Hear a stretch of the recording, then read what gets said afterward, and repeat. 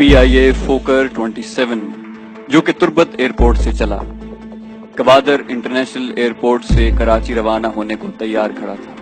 रवानगी से कबल जहाज में मामूल के मुताबिक ऐलान किया गया, ख़वातीनो हज़रात अपने हिफाजती बंद बांध लीजिए, हम बहुत जल्द अपने सफर को रवाना होने वाले हैं। इस छोटे से एयरक्राफ्ट में 33 मुसाफिर और अमले के 5 अफराद थे। शाम 5:30 बजे जहाज अपनी मंजिल कराची के लिए आसमान की जानिब बुलंद हुआ और उसे 6:30 बजे कराची लैंड करना था। परवाज के उड़ने के 20 मिनट के अंदर एक जवान उठा और कॉकपिट की जानिब बढ़ा। एयर होस्टेस खालिदा अफरीदी ने सामने आते हुए गुजारिश की कि सर आप तशरीफ रखें, कॉकपिट में आपको जाने की इजाजत नहीं। वो शख्स उन्हें धक्का देकर हटाते हुए पायलट तक पहुंच गया। पिस्टल निकालकर पायलट अजीज खान की गर्दन पर रखते हुए खबरदार किया कि वो उसके हुक्म का पाबंद है और खिलाफ वर्जी की सूरत में उसे खतरनाक नताइज से दो चार होना पड़ेगा। उसी लम्हे उस दहशतगर्द के 2 साथी भी उठ खड़े हुए और पिस्टल बाकी बैठे मुसाफिरों पर तान लिए। उनमें से एक ने कुछ पैकेट जिस्म के साथ बांध रखे थे जिनके अंदर आतिशगीर मवाद था। खौफ और हरास की फजा जहाज में सरायत कर चुकी थी। दहशतगर्द ने कैप्टन अजीज को हुक्म दिया कि ये जहाज कराची नहीं बल्कि इंडिया दिल्ली एयरपोर्ट जाएगा। उसने कैप्टन अजीज को गालियां दी और उन्हें गन पॉइंट पर धमकाया। कैप्टन ने जहाज में मुसाफिरों को आगाह किया कि मौजूद ख़वातीनो हज़रात, हमारा जहाज हाईजैक हो चुका है और अब ये इंडिया जाएगा। दहशतगर्द ने कैप्टन को इंडिया एयरबेस राब्ता करने के लिए इजाजत मांगने को कहा।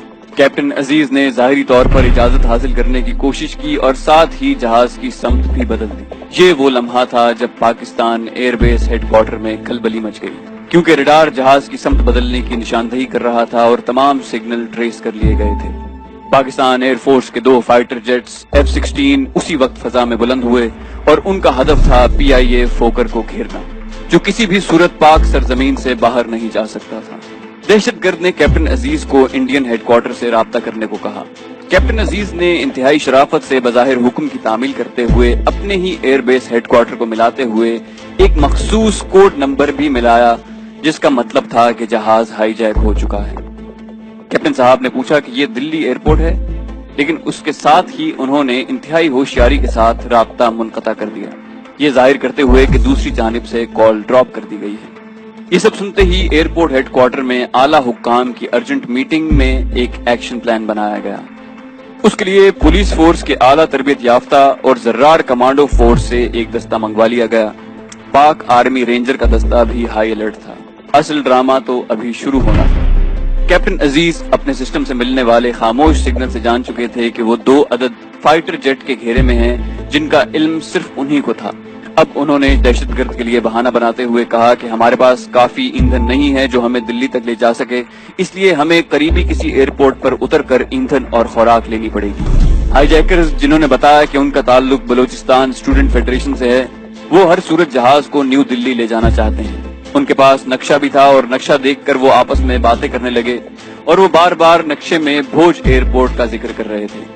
उनकी बातें सुनकर कैप्टन ने कहा कि इंडिया का भोज एयरपोर्ट करीब पड़ता है, वहां तक जहाज को ले जाया जा सकता है, लेकिन उसके लिए इंडियन हेडक्वार्टर से इजाजत लेनी पड़ेगी। अब अगला मरहला भोज एयरपोर्ट राब्ता करके उतरने की इजाजत लेने का था। कैप्टन अजीज जानते थे कि करीबी एयरपोर्ट सिंध का हैदराबाद एयरपोर्ट ही है। उन्होंने वहां राब्ता करते हुए ये पूछा कि क्या ये भोज एयरपोर्ट है, क्या आप मुझे सुन सकते हैं? ये पाकिस्तानी हुक्काम को उनका सीक्रेट सिग्नल था कि दहशतगर्द भोज एयरपोर्ट उतरना चाहते हैं। जवाब में साफ सुथरी हिंदी में एक तरबियत याफ्ता एयरपोर्ट ऑफिसर ने कॉल हैंडल करनी शुरू की। यहाँ से दहशतगर्दों ने उनसे मुज़ाकरात करने शुरू किए और कहा कि वो बलूचिस्तान से ताल्लुक रखते हैं। यहाँ 33 मुसाफिर हैं, 5 अमले के लोग हैं और वो हुकूमत पाकिस्तान के इंडिया के मुकाबले में न्यूक्लियर तजर्बे के खिलाफ हैं और इस हाईजैक से वो पाकिस्तानी हुकूमत पर दबाव डालना चाहते हैं कि वो ये तजर्बे न करे। उसके साथ ही उन्होंने जय हिंद के नारे लगाए और कहा कि वो इंडिया की मदद करेंगे और पाकिस्तान का ये जहाज इंडिया लेकर दाखिल होना चाहते हैं। उन्हें भोज एयरपोर्ट पर उतरने की इजाजत दी जाए जहां जहाज को ईंधन और मुसाफिरों को खुराक और पानी मिले।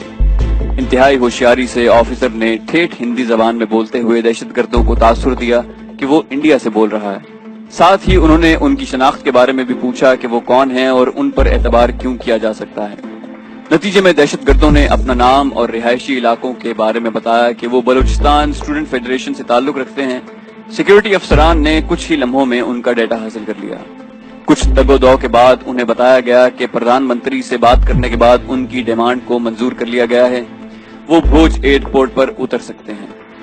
خوشی سے دہشت گردوں نے جے ہند اور جے ماتا کی جے کے نعرے لگائے، جبکہ دوسری جانب ہیڈ کوارٹر سے بھی جے ہند کے نعرے لگائے گئے۔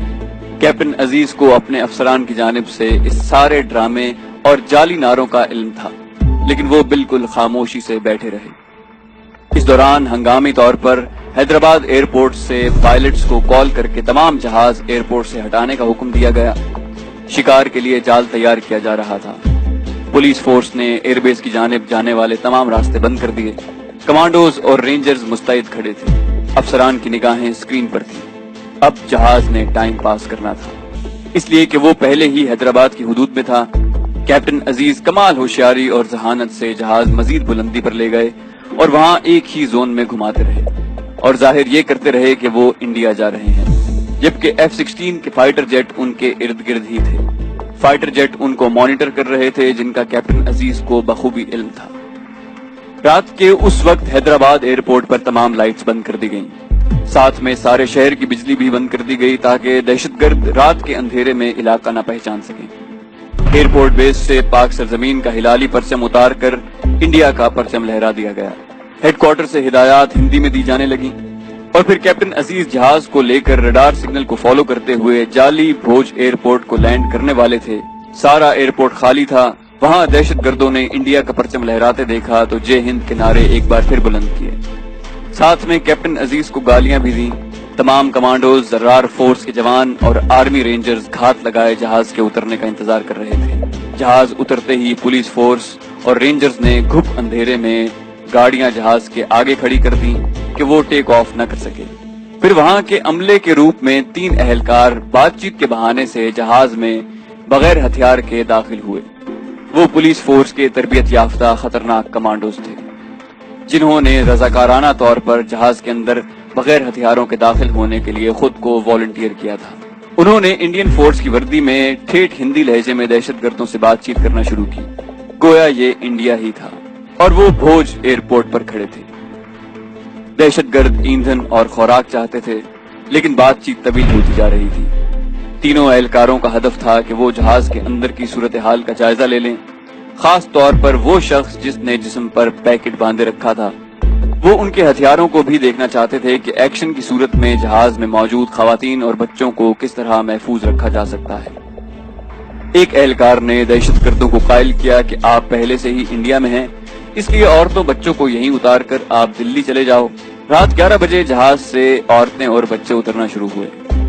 ان مسافروں کے جہاز سے اترنے کی دیر تھی کہ جہاز کے چاروں طرف اندھیرے میں خاموشی سے رینگتے ہوئے کمانڈوز ایک ہی ہلے میں تیزی کے ساتھ پہلے اور دوسرے دروازے سے اللہ اکبر کی چنگاڑ کے ساتھ دہشت گردوں پر حملہ آور ہوئے۔ اللہ اکبر کے نعرے نے دہشت گردوں کو حیرت زدہ کر دیا کہ یہ انڈیا میں اللہ اکبر کا نعرہ کیسے بلند ہوا۔ بدحواسی میں ایک دہشت گرد نے فائر کیا جو ضائع گیا۔ ریکارڈ کے مطابق 2 منٹ کے اندر تینوں دہشت گردوں کو قابو کر کے باندھ دیا گیا تھا۔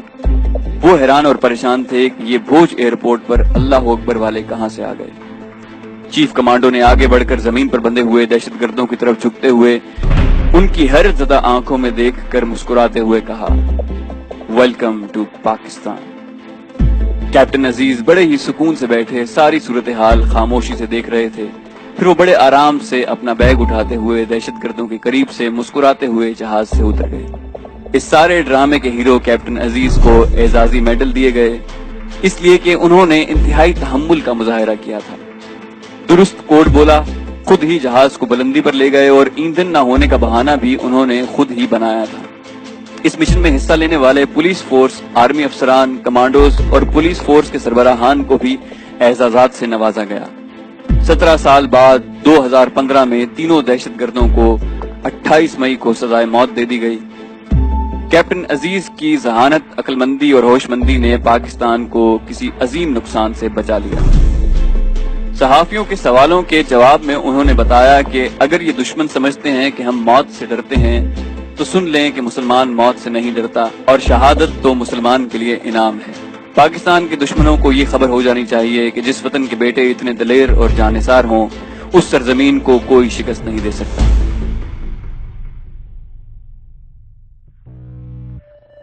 تو دوستو یہ تھی ہماری آج کی ویڈیو، امید کرتے ہیں آپ کو ہماری ویڈیو پسند آئی ہوگی۔